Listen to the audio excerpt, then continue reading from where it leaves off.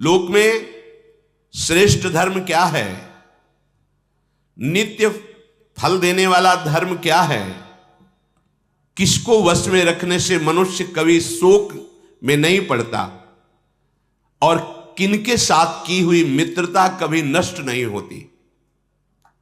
युधिष्ठिर जी ने कहा, आन संशयम परोधर्मस त्रयी धर्म सदा फलः मनोयम्य न शोचंती संधि सद्भिर न जीर्यते। लोक में जो दूसरों को सुख पहुंचाने का भाव, इससे बड़ा कोई धर्म नहीं है। युधिष्ठिर जी ने कहा। गोस्वामी तुलसीदास जी ने भी लिखा, परहित सरिष धर्म नहीं भाई, इससे बड़ा कोई धर्म नहीं। दूसरों को सुख पहुंचाना, माता पिता गुरुजन वयोवृद्ध कोई भी ऐसा जिसकी सेवा का अवसर मिले, बिना स्वार्थ बुद्धि के उनको सुख पहुंचाने की भावना से सेवा कीजिए। हमारी मलिन बुद्धि पहले सोचती इसका फल क्या मिलेगा। अगर कोई प्रशंसा भी नहीं मिलेगी, कोई जान भी नहीं पाएगा, तो फिर करने में रुचि नहीं। चार लोग अगर बड़ाई ही कर दे तो कम से कम हमारा उत्साह बढ़ जाए। धर्म चार लोगों की बड़ाई के लिए नहीं किया जाता है, भगवत प्रसन्नता के लिए किया जाता है। दूसरों का हित करने के समान कोई फल नहीं, वो कोई भी जीव हो। एक नाथ जी के पावन चरित्र में सुना कि वो गंगोत्री से जल लेकर आ रहे थे रामेश्वर जी में चढ़ाने के लिए। वहां नजदीक पहुंचे तो एक देखा कि पशु गधा प्यास से व्याकुल जबान बाहर निकाले हुए पैर फड़फड़ा रहा है, मानो प्यास से वो मृत्यु हो जाएगी। तो और भी उनके साथ महान भागवत जन थे। एक नाथ जी उसकी तरफ बढ़े, कहां जा रहे हो? मुझे नहीं देखा जा रहा है, प्यास से व्याकुल है, मैं पूरा गंगोत्री का गंगा जल का कलश इसको पिलाऊं। अरे नहीं, पास में आ गए हैं, इतनी दूर से लाए, पैदल चल करके वहां जाना, वहां से पैदल यहां लाना, तो रामेश्वर जी को चढ़ाइए जिसके लिए आप लाए। बोले नहीं, अब हम एक कदम आगे नहीं जा सकते। बस वो लोग तो गए रामेश्वर जी, और ये गोद में उठाया सर और कहा, प्रभु सब रूपों में आप हो, मुझे आपका दुख देखा नहीं। और पूरा गंगा जे ही पिलाया तो वहां कोई पशु या गधा नहीं था, विश्वेश्वर भगवान विश्वनाथ, भगवान शिव साक्षात वो वहां जल चढ़ाने के लिए यहां साक्षात पिया महादेव जी ने। परहित सरिष धर्म नहीं भाई। अगर अपने हृदय में दूसरों को सुख पहुंचाने की भावना आ जाए तो इससे बड़ा कोई धर्म नहीं है। और जो कार्य शास्त्र के अनुसार किया जाता है उसी का नित्य फल मिलता है। मनमानी आचरण का नहीं, मनमानी आचरण नहीं, उसका फल नहीं मिलेगा। तस्मात् शास्त्रम प्रमाणम ते कार्याकार्यो व्यवस्थित हो। शास्त्र के गुरुजनों के अनुसार चलने से फल की प्राप्ति होती। सेवक जी ने कहा, गुरु सेवा तज करें जे बानी, यह है अधर्म यह है सब हानि, कान्य नरस्कन में रहे। अगर सेवा का तात्पर्य आज्ञा होता है, अगर आप उनकी आज्ञा का उल्लंघन करके बहुत बनाकर साधना करते तो भी आपको लाभ नहीं मिलेगा, आपको अनुभूति नहीं होगी। ऐसे ही जो शास्त्र सम्मत धर्म आचरण करता उसको उसका नित्य फल मिलता है, अविनाशी फल मिलता है। शोक उसी को नहीं होता जो मन की चालबाजी पर दृष्टि रखता है। क्या संकल्प बनाया, ये तो गलत है, नहीं, बिल्कुल नहीं होने दूंगा, बिल्कुल नहीं, वो कभी शोक को प्राप्त नहीं होता। और जो मन के अनुसार चलता है वो कभी निशोक नहीं होता, सदैव शोकित होता रहता है। लक्षण है भय, शोक, चिंता, विषाद, असहाय, अपने को अनुभव करना। ये शास्त्र विरुद्ध आचरण करने वाले के हृदय में बराबर ये बने ही रहते हैं। चाहे जितनी औषधि खा लो, तुम शोक से नहीं बचोगे, विषाद से नहीं बचोगे। और यदि मन पर दृष्टि रखे हुए हो, उसकी चाल पर एक गलत चिंतन नहीं, तो तुम्हें शोक कभी व्याप्त ही नहीं होगा, भय कभी व्याप्त। अगर आपसे अपराध नहीं हुआ तो भय नहीं होगा आपको, हृदय आपका मजबूत होगा, शोक नहीं होगा, विषाद नहीं होगा, आप असहाय अनुभव नहीं करेंगे, क्योंकि धर्म से चल रहे हो तो धर्म आपको बल देगा और आपकी रक्षा करेगा। और साधु पुरुषों से की हुई मित्रता कभी नष्ट नहीं होती और व्यर्थ नहीं जाती।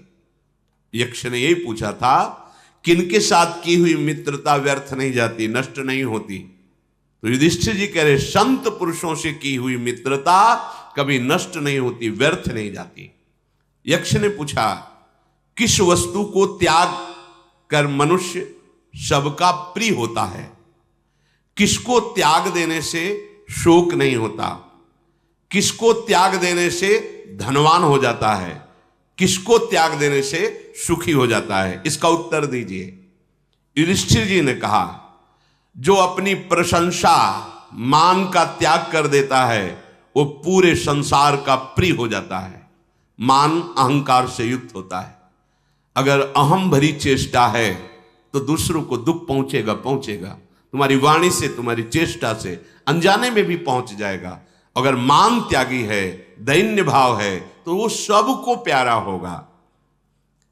और दूसरा, किसको त्याग देने से शोक नहीं होता? जो कभी किसी पर क्रोध नहीं करता, क्रोध का त्याग कर देता है, उसके हृदय में कभी भी दुख नहीं होता, दुख नहीं पहुंचता। धनवान कौन होता है? जो पराई स्त्री के भोगने की भावना का त्याग कर देता है, उसकी लक्ष्मी सुरक्षित हो जाती है। ध्यान दीजिए, जिसकी लक्ष्मी बढ़ती है तो कुमार्गगामी प्रवृत्तियों पर उतर जाता है। शराब पीना, व्यभिचार करना, पैसा है ना, खरीद लेंगे, खरीद लीजिए।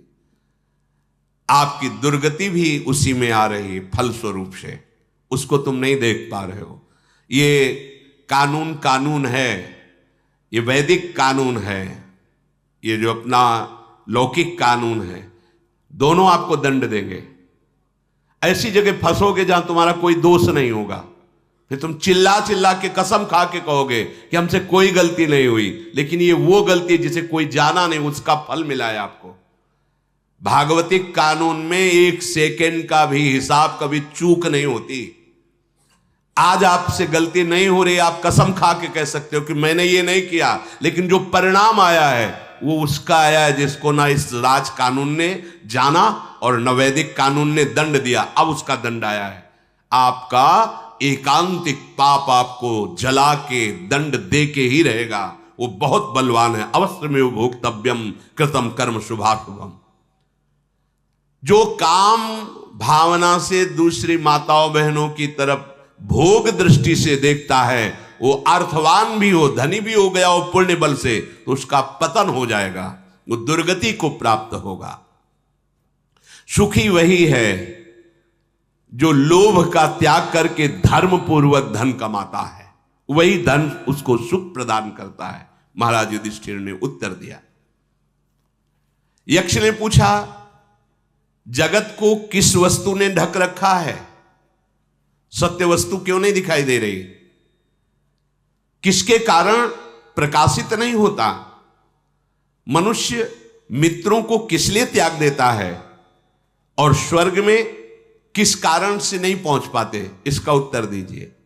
युधिष्ठिर जी ने कहा, ये अज्ञान अंधकार से ढका हुआ जगत है, इसीलिए वो ब्रह्म को नहीं देख पा रहा।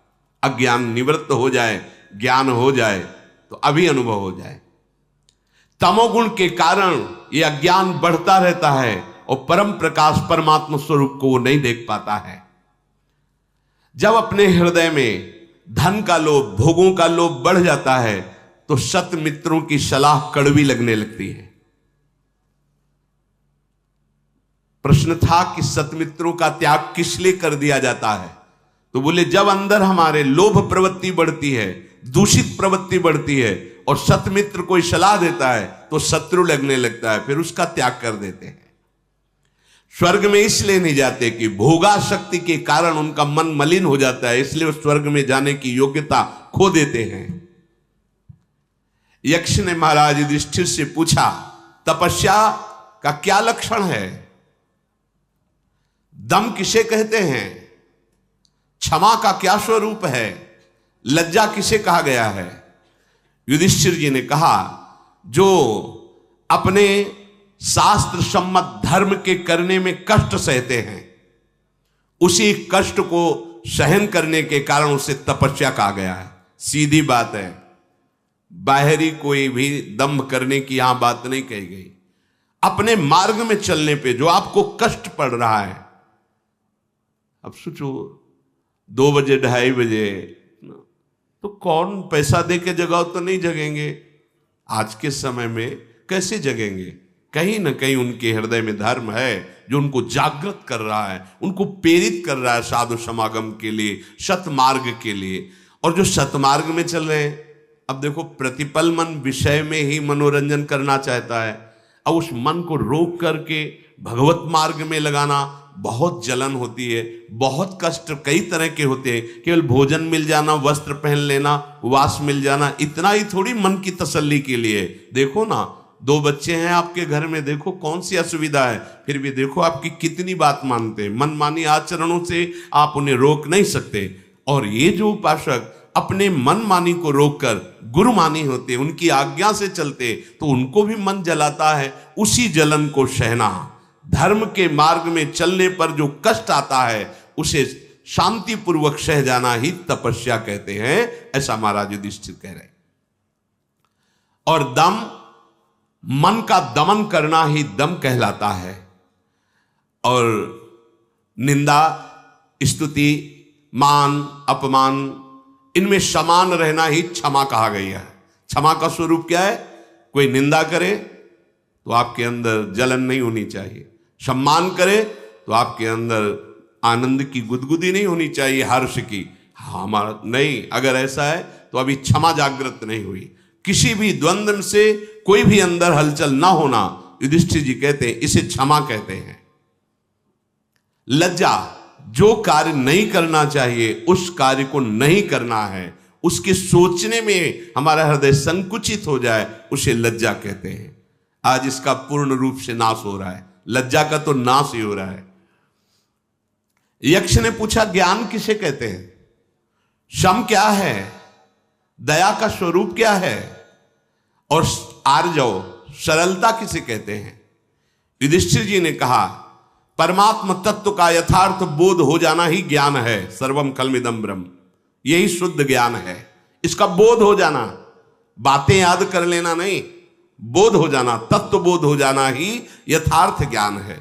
ज्ञानम तत्वार्थ संबोधा, समश्चित्तो प्रशांतता, दया सर्व सुखै चित्वा, मार्जवम समचित्तता। हे यक्ष, ब्रह्म तत्व का, परमात्म तत्व का यथार्थ बोध हो जाना ही ज्ञान कहलाता है। और चित्त का परम शांति अवस्था में पहुंच जाना शम कहलाता है। कैसी भी परिस्थिति, कोई हलचल नहीं, कोई अन्य चिंतन नहीं, सबके सुख की इच्छा रखना, ये दया है, सब सुखी हो। और सब पर समान भाव रखना, इसे सरलता कहते हैं, आर्जव कहते हैं। यक्ष ने पूछा, मनुष्य का सबसे बड़ा दुश्मन कौन? अनंत व्याधि क्या? साधु कौन? असाधु किसे कहते हैं? युधिष्ठिर जी ने कहा, क्रोधा सुदुर्जया शत्रुर, क्रोध करना ही सबसे बड़ा दुश्मन को पालना है। अपने हृदय में क्रोध को स्थान देना, अपना नाश करवा लेना है। क्रोध स्वयं की उपज नहीं है, ये काम की उपज है। अपनी मानी हुई मान्यता का जरा भी कहीं कोई हानि होते तो क्रोध आ जाता है। कामा संजायते क्रोधा, कामना की पूर्ति ना होने पर क्रोध का प्रादुर्भाव। आपको ऐसे चलना चाहिए, नहीं चल रहे तो गुस्सा आ जाएगी, क्रोध आ जाएगा। क्रोध नहीं आना चाहिए। क्रोध ही सबसे बड़ा मनुष्य का दुश्मन है। लोभो व्याधिरनंत कहा, धन का लोभ, भोगों का लोभ, वस्तुओं का लोभ, यही सबसे बड़ा रोग है, अनंत रोग है, मिटाना बहुत कठिन है। लोभ पास जेहि गल न बंधाया, सो नर तुम समान रघुराया। साधु कौन है? सर्वभूत हिता साधु, जो सबका मंगल निश्चय करता है, वही साधु। सबका मंगल, कैसे सब सुखी हों, कैसे निष्पाप हों, कैसे सब भगवदानंद में डूबे, उसे ही साधु कहते हैं। और असाधु कौन? तो बोले, रसाधुर निर्दया स्मृतः, जिसके हृदय में दया नहीं है, दूसरों को दुख पहुंचाता है, दूसरों से सुख लेने की भावना रखता है, वही सबसे बड़ा असाधु है।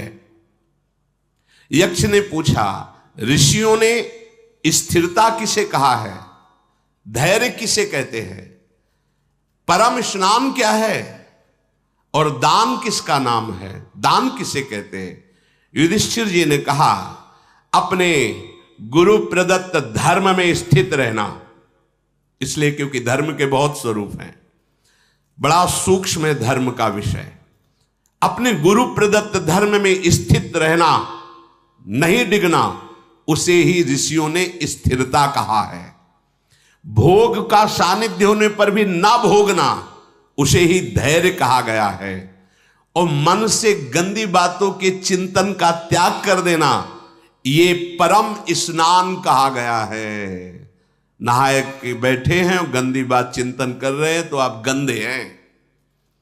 मन भगवत चिंतन परायण है तो बाहर भीतर दोनों से पावन है। आपके स्पर्श मात्र से दूसरा पावन हो जाएगा। तीर्थी कुर्वन्ति तीर्थानि, बहुत सुंदर बात है। मन से जो गंदे गंदे चिंतन करते रहते हैं, उसका जो त्याग करते हैं, वही सच्चा स्नान है, परम स्नान है। और किसी के भी प्राणों की रक्षा करना, ये सबसे बड़ा दान है। आप 10-5 हजार रुपये दान कर दिए और पशु पक्षियों को रांध करके खाते तो आपका दुर्गति होना निश्चित है। ये दानवान तुम्हें कुछ नहीं संभाल पाएगा। सबसे बड़ा दान दूसरों के प्राण रक्षा करना। जरूरत पड़े तो अपने प्राण बलिदान कर दे, दूसरे के प्राण बचा ले। किसी भी जीव की हत्या करना, आप क्या समझते हैं? अलग अलग शास्त्र विधान है कि आपका भोजन ये है। देखो अपने लिए कितने सुंदर 56 प्रकार के भोग बनते, 36 व्यंजन, कितने सुंदर सुंदर। आप पाइए, आपके लिए विधान किया गया है। लेकिन आप राक्षस तो है नहीं कि आप मांस खाएं, आप ये राक्षसी मदिरा पिए, व्यभिचार करें, ये आपके नहीं। आप मनुष्य हैं, आपके लिए व्यवस्था की गई है पाणी ग्रहण संस्कार। यदि तुम्हारे भाग्य में नहीं तो ब्रह्मचर्य का आश्रय लेकर तप पूर्वक जीवन व्यतीत कीजिए और भगवान को प्राप्त कीजिए।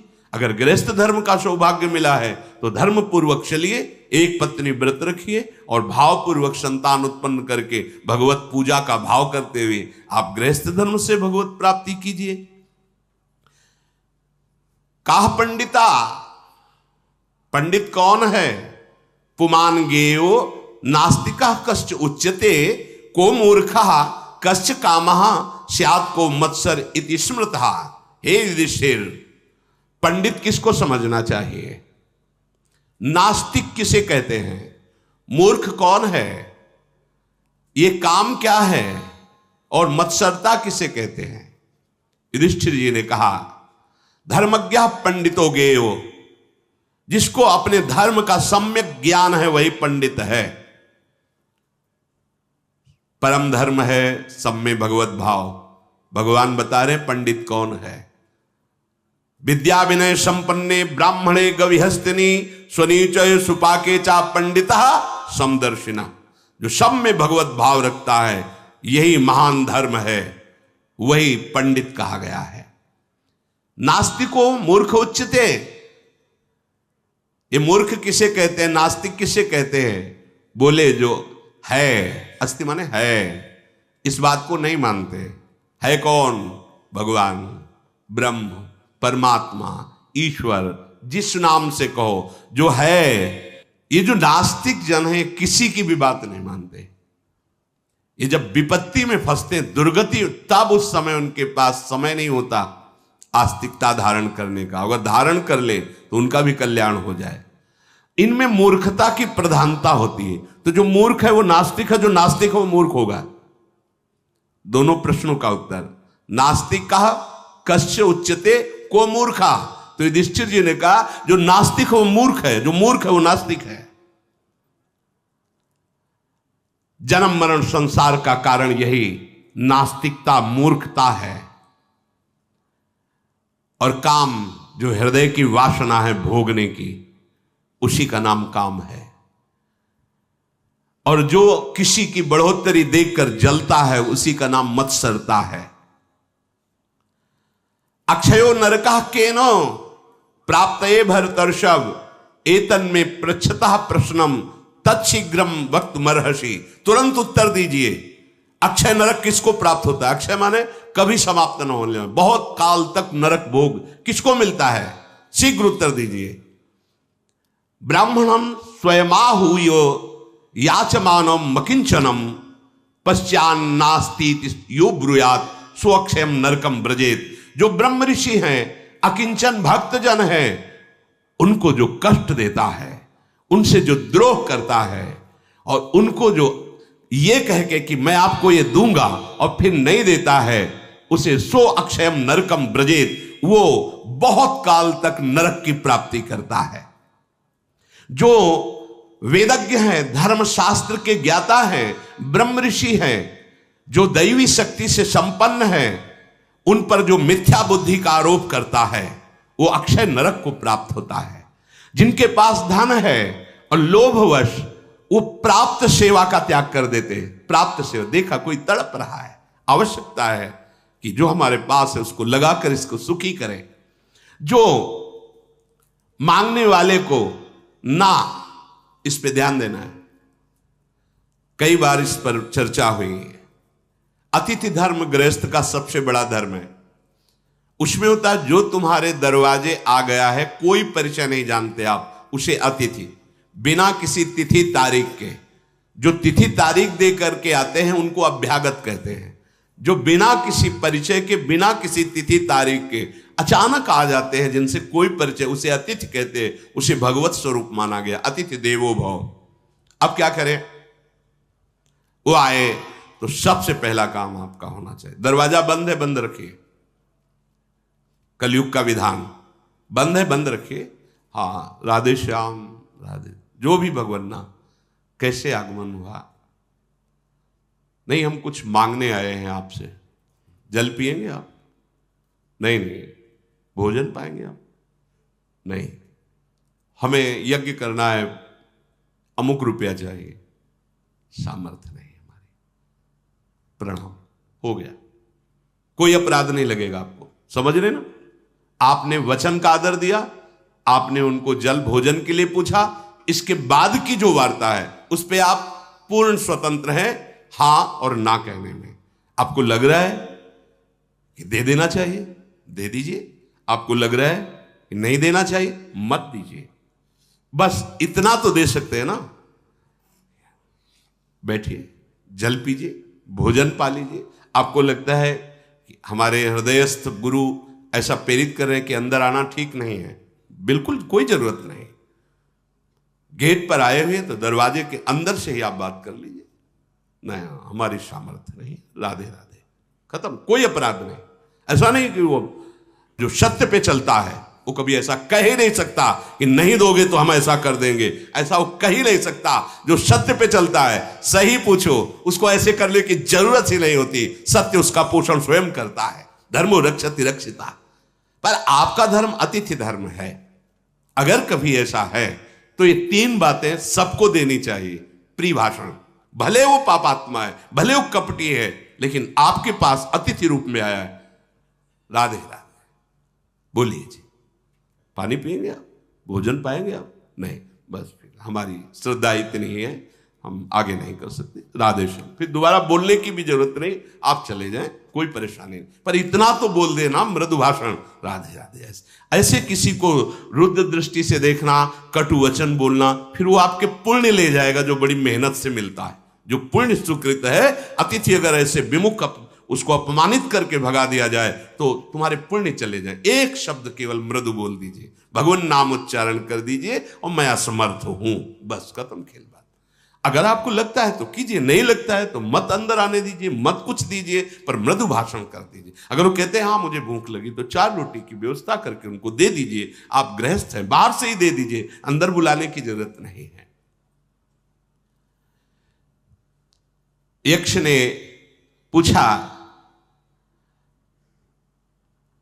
कि नरक अक्षय किसी को प्राप्त होता है? तो युधिष्ठिर जी ने कहा जो धन पास होते हुए आए हुए अतिथि को, मांगने वाले को भी जो कटु वचन कह के उसका अपमान करके भगा देते, उनको अक्षय नरक मिलता है।